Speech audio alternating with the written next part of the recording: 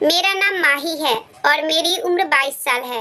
मेरे पति दूसरे शहर जा रहे थे, तब उन्होंने खासकर मुझसे बोला कि मेरे छोटे भाई का ख्याल रखना, और वह सिर्फ 11 साल का था। मैं मान गई। अब मैं रोज उसे स्कूल छोड़ने जाती और लेने भी जाती। रात को वह मेरे ही कमरे में सोता। जब एक दिन मेरी मुलाकात उसके सर से हुई, तो मैं यह देखकर डर गई, क्योंकि यह मेरा पुराना आशिक था।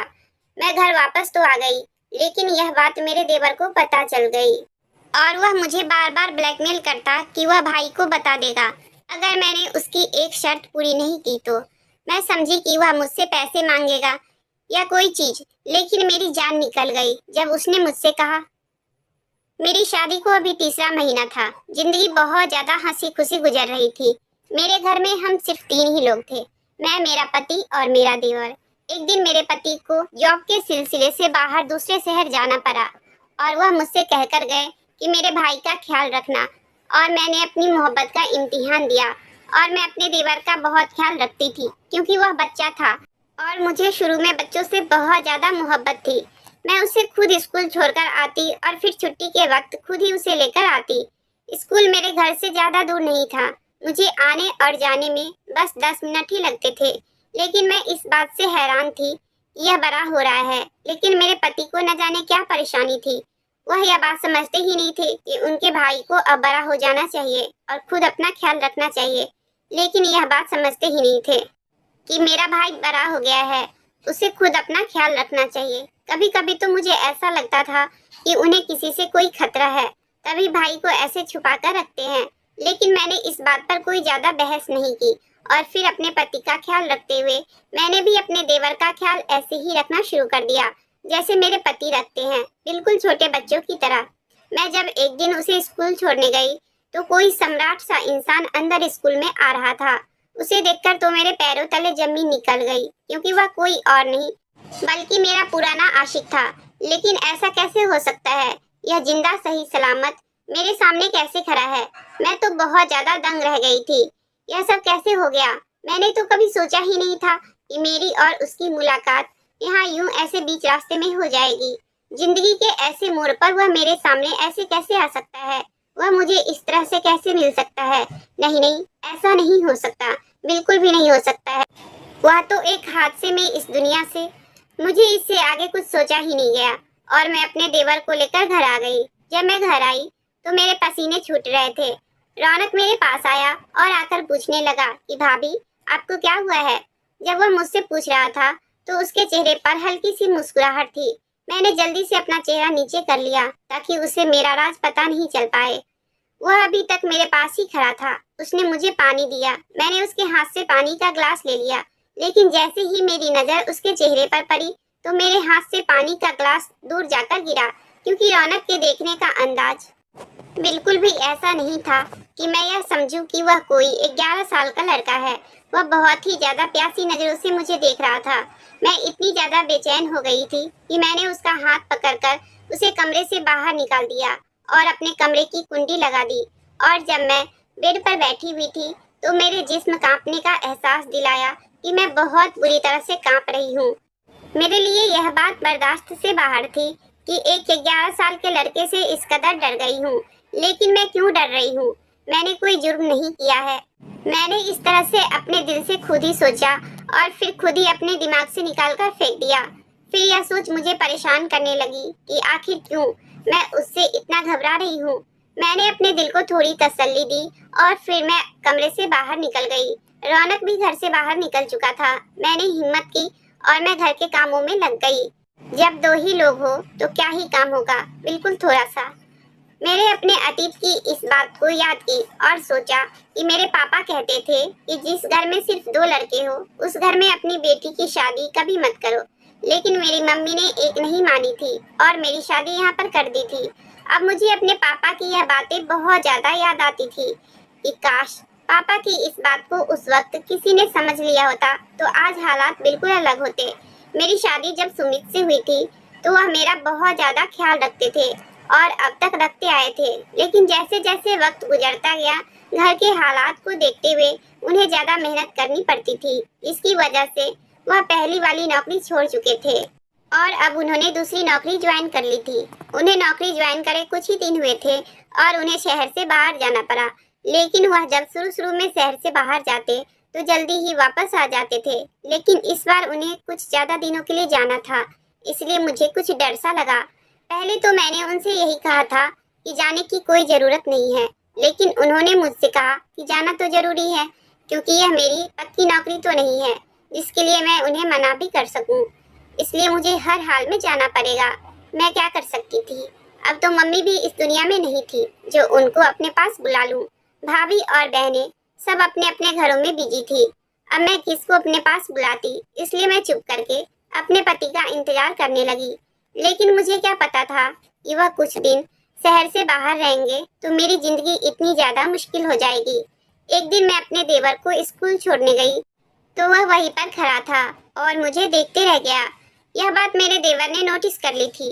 तभी मैं जल्दी से स्कूल के अंदर गई, क्योंकि आज मेरे देवर के स्कूल में पेरेंट्स टीचर मीटिंग थी।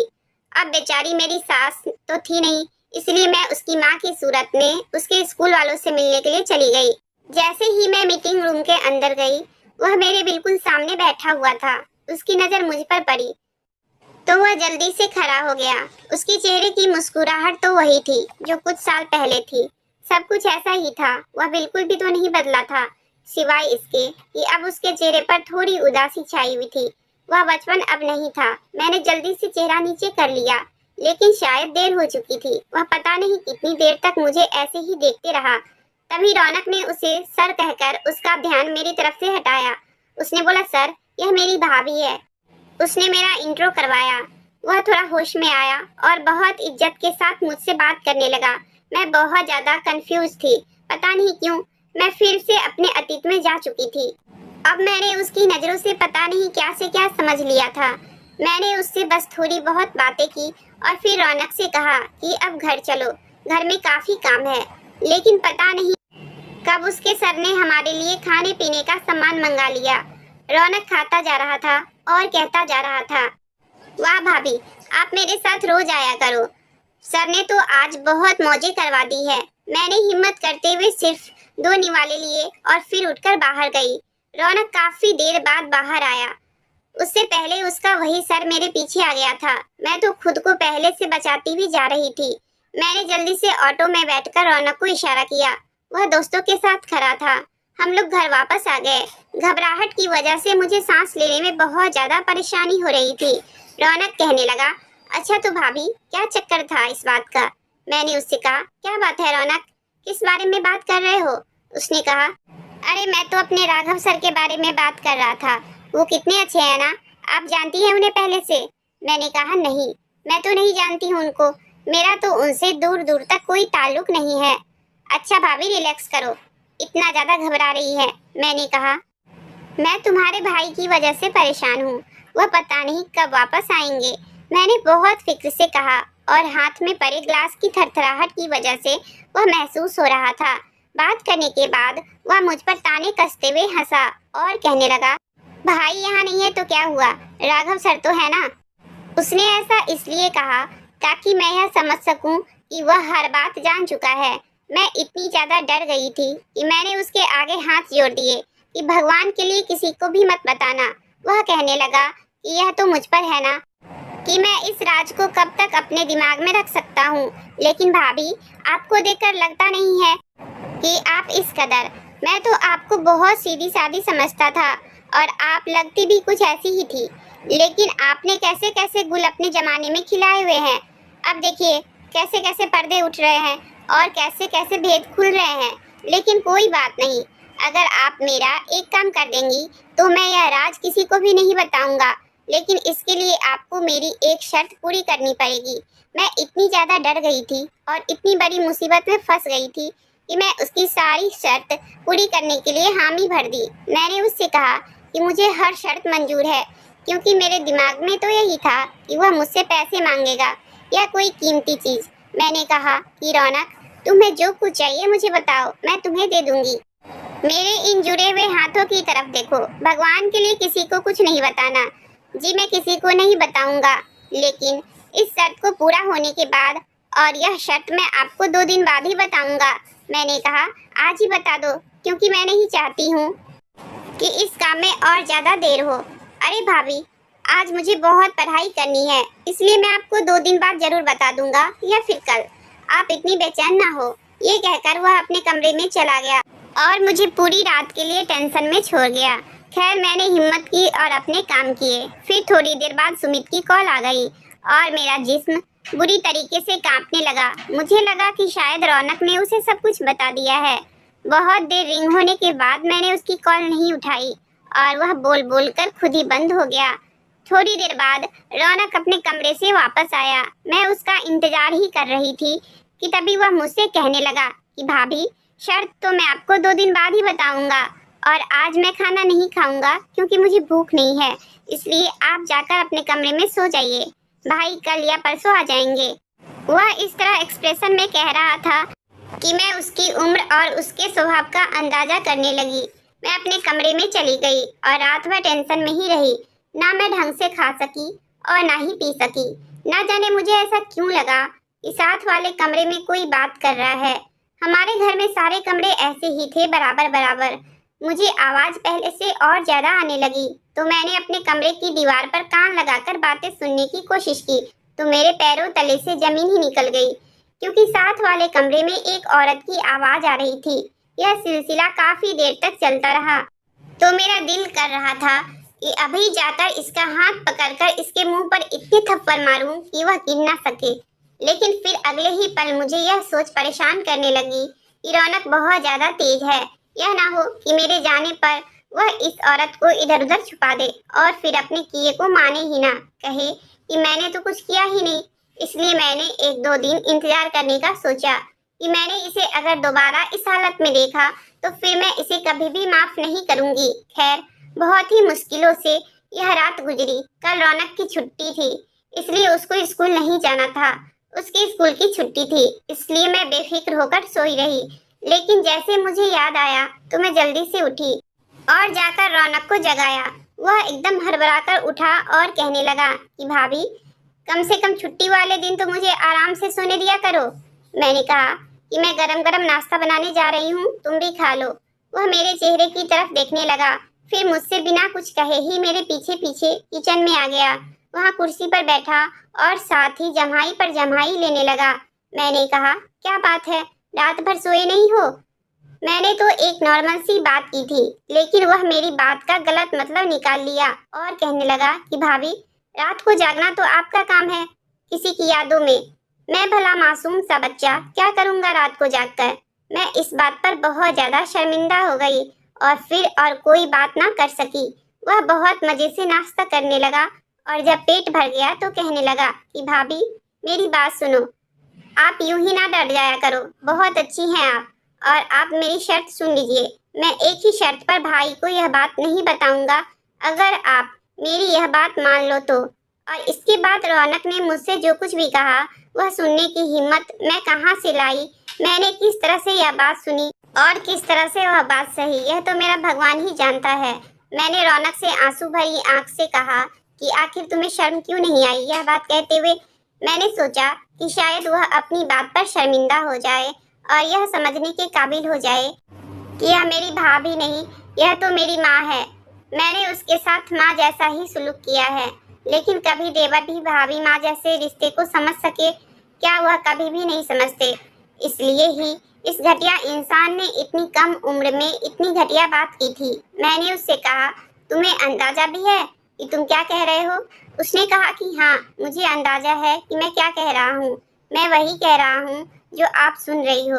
अगर आपने मेरी बात पर गौर नहीं किया तो आप इसकी जिम्मेदार खुद होंगी। ये बिल्कुल वही बात थी कि आगे कुआं और पीछे खाई। अगर मैं इसकी बात नहीं मानती तो भी मैं फंसती और अगर मान लेती हूँ तो भी मैं ही मरती हूँ। इसलिए बहुत सोचने समझने के बाद मैंने यह सोच लिया कि ऐसी जिंदगी से तो मौत ही बेहतर है। बेशुमार आंसू मेरी आंखों से बहते हुए मेरे गालों पर निकले और मैं यही कह रही थी कि भगवान मेरी मदद कर दे, मैं क्या करूं? मैं वही किचन की कुर्सी पर बैठ गई कि आखिर मैं यह शर्त कैसे मान लूं, मैं क्या करूं? मैं यह सोचती ही रही, लेकिन मैं कुछ समझ नहीं सकी और फिर मेरा खाना भी जल गया और ना मैं नाश्ता कर सकी और ना कुछ। और मैं बस वही किचन में बैठी रोती रही। रौनक कहीं बाहर जा चुका था।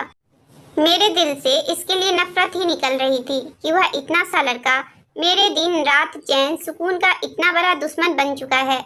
भगवान इसे अक्ल दे दे। अभी इसे बाहर गए कुछ ही देर हुई थी कि वह वापस आ गया और आकर कहने लगा कि भाभी, आपने क्या सोचा है?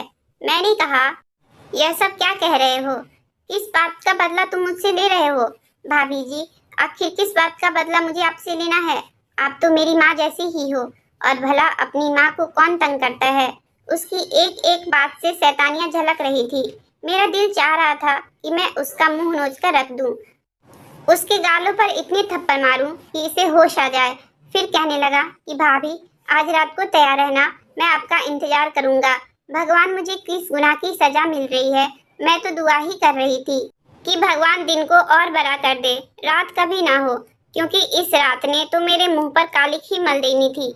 क्योंकि इस कालिक की स्याही से कुछ नहीं तो मेरे दिल के उजालों पर अंधेरा छा जाएगा। मैं चुपचाप बैठी रही थी। मैंने देखा कि दिन ढलने लगा, मतलब कि रात होने में कुछ ही देर बाकी है और मेरी मौत आने में कुछ ही देर बाकी है। देखते ही देखते रात के 8 बज गए और मैं खाना बनाने लगी।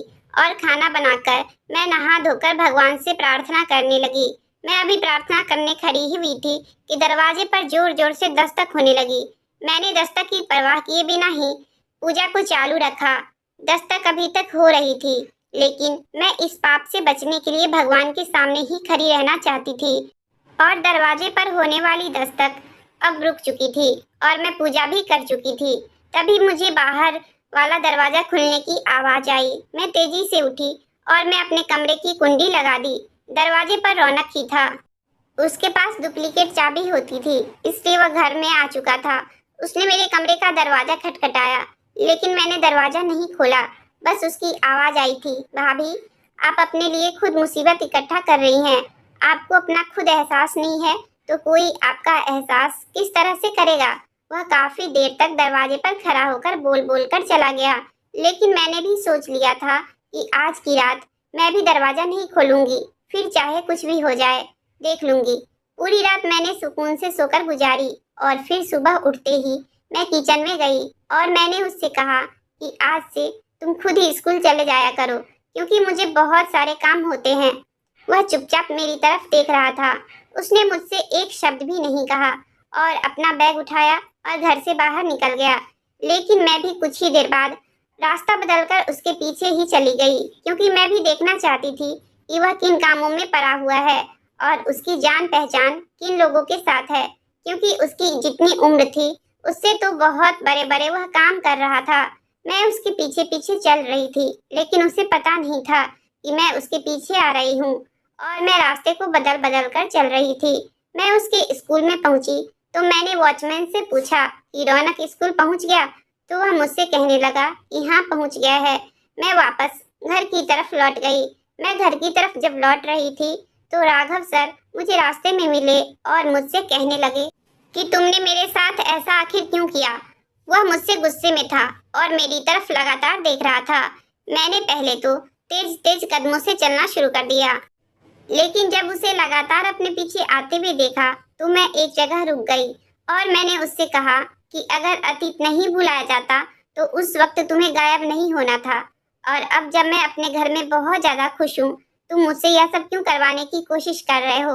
तुम्हें क्या लगता है तुम्हारे यह सब करने से मैं अतीत में चली जाऊंगी? तो ऐसा कभी नहीं होगा और यह तुम्हारी भूल है।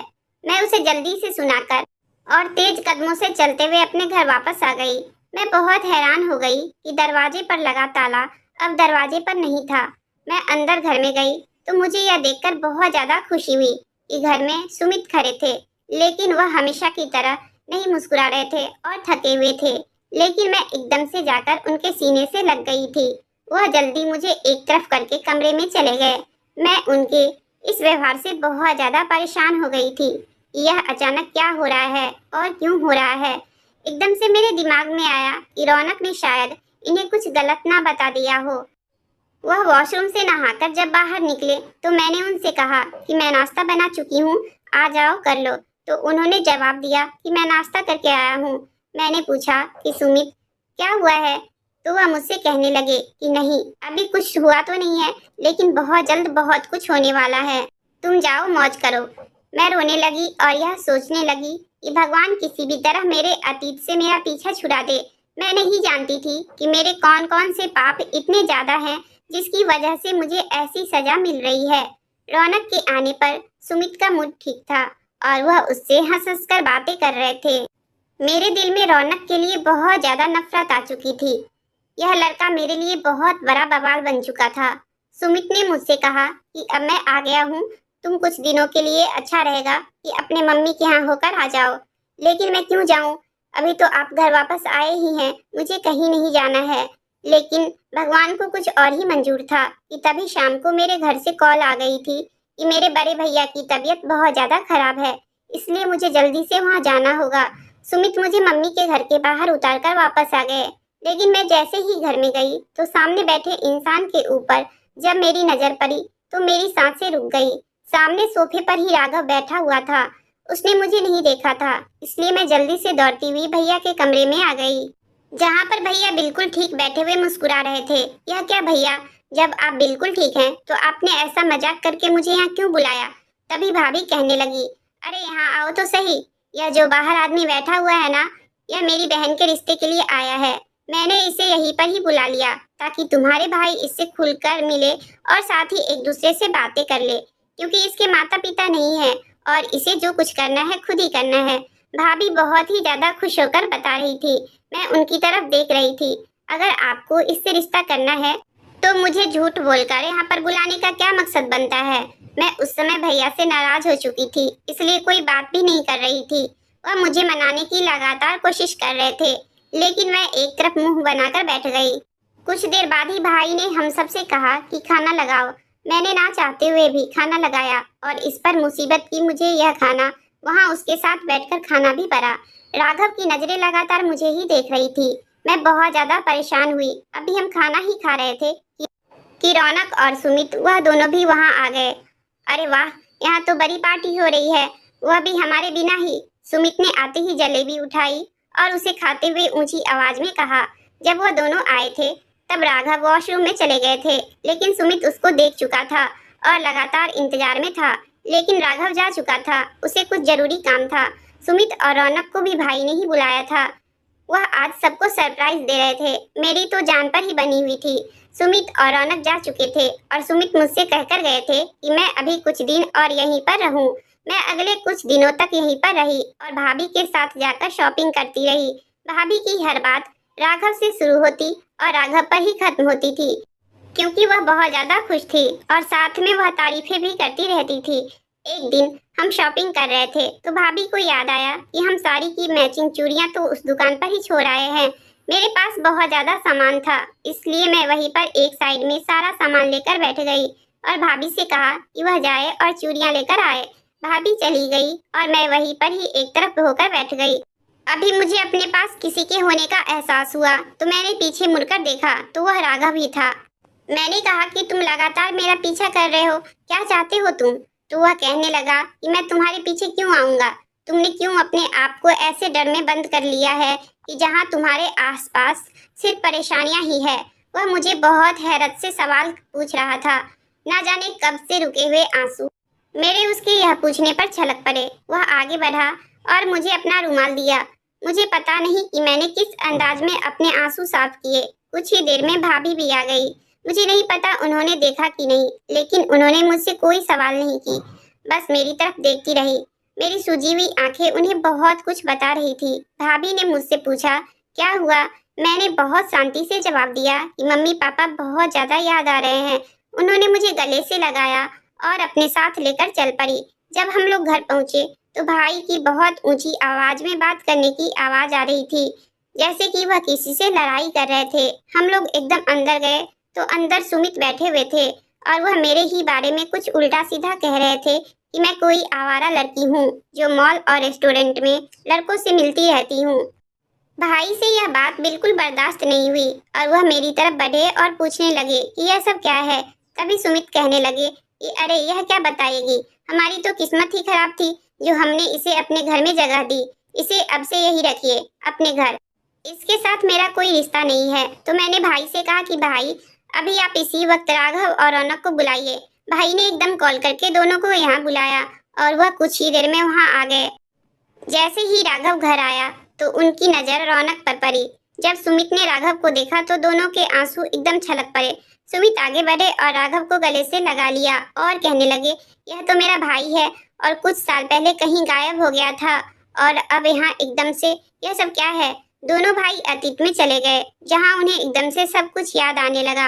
वह कहने लगे कि जब मम्मी का देहांत हुआ तब मैं उस वक्त आर्मी ज्वाइन कर चुका था और आर्मी वालों की नौकरी ऐसी ही होती है, कभी यहाँ तो कभी वहाँ। पर एक दिन मेरी ट्रेनिंग खत्म हुई तो मुझे बॉर्डर के बिल्कुल पास तैनात कर दिया गया।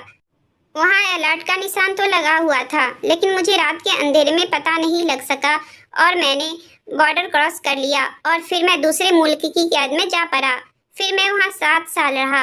वहाँ के 7 साल मेरे 700 साल के बराबर थे क्योंकि बहुत ही ज्यादा बुरी कैदें थी। और फिर मैं अपनी अंगूठी उतारकर एक दोस्त को दे दी और उससे कहा कि अगर मैं यहाँ पर मर गया तो यह अंगूठी मेरे देश मेरे पापा के पास पहुँचा दे। और मुश्किल यह है कि मुझसे पहले वही मर गया और बस उसको अखबार में दे दिया गया और उसमें उस अंगूठी को बहुत जूम करके दिखाया गया। मेरे घर वालों ने जब यह खबर पढ़ी तो रो पीट कर मुझ पे सब्र कर बैठे। मेरे चाचा और बड़े पापा तो बहुत खुश थे कि चलो एक बेटा तो क्या, अब सारी जमीन जायदाद की वारिस हम सभी खुद ही होंगे। इसलिए वहाँ मेरा एकदम से सबके सामने आ जाना खतरे से खाली नहीं था, इसलिए मैं किसी के सामने नहीं आया। लेकिन मेरे पापा ने वही बॉर्डर के पास ही डेरा लगा दिया क्योंकि वह समझते थे कि मैं जिंदा हूँ और उनकी दुआओं ने मुझे जिंदा रखा। उनकी कैद से जब मैं निकला तो मेरे पापा वही बॉर्डर के पास एक झोपड़ी में रहते थे। उनका हुलिया भी ऐसा नहीं था कि मैं इतने टाइम बाद उनको एक नज़र में पहचान सकता था। जब वो मेरे पास आए तो मैं उनको अपने साथ ही घर ले आया। अब इतने साल जेल में रहने के बाद कुछ तो असर होता ही है ना। मैं अपने घर का पता पूरी तरह से भूल चुका था और पापा की भी बुढ़ापे की वजह से याददाश्त कम हो गई थी। फिर से भटकते हुए वापस अपने शहर में आ चुका था जहां मैंने एक स्कूल में पढ़ाना शुरू कर दिया था। मैंने एक दिन रौनक को देखा क्योंकि यह मेरे कैद के दौरान बहुत ज़्यादा छोटा था, लेकिन इसके गाल पर तिल इसकी निशानी बन गया और मैंने इसको पहचान लिया और फिर मैं उससे खूब दोस्ती की और मैंने इसे सब कुछ बता दिया। उसने मुझसे कहा कि वह मुझे हर सूरत में अपने साथ घर ले जाएगा। फिर एक दिन मैंने भाभी को देखा तो मुझे कॉलेज का वक्त याद आ गया जब हम एक दूसरे को पसंद करते थे। रौनक कहने लगा कि यही आपको अपने साथ घर लेकर जा सकती है और फिर मैं इससे मेल मिलाप बढ़ाने की कोशिश की, लेकिन पुरानी बातों की वजह से इस औरत ने मुझे जरा भी भाव नहीं दिया, बल्कि हमेशा ही मुझसे बहुत सख्त लहजे में बात की और फिर भी कोई बात नहीं मानी। पापा भी मेरे साथ ही हैं। तभी एकदम से पीछे वाले कमरे से बहुत ही ज्यादा बूढ़े आदमी निकले और आते ही अपने तीनों बेटों को और मुझे गले से लगा लिया। हम सब बहुत ही ज्यादा खुश थे, लेकिन रौनक की खुशी तो दुगुनी थी क्योंकि वह सबसे छोटा होने की वजह से सबसे ज्यादा अपने माँ पापा को मिस करता था। लेकिन उसे माँ तो मिल नहीं सकती, लेकिन इतने सालों बाद उसे उसके पापा मिल गए। हम सब बहुत ही ज्यादा खुश थे। सुमित ने सबके सामने मुझसे माफी मांगी और मैंने भी उसको दिल से माफ कर दिया था। हम सब एक साथ खुशी खुशी रहने लगे।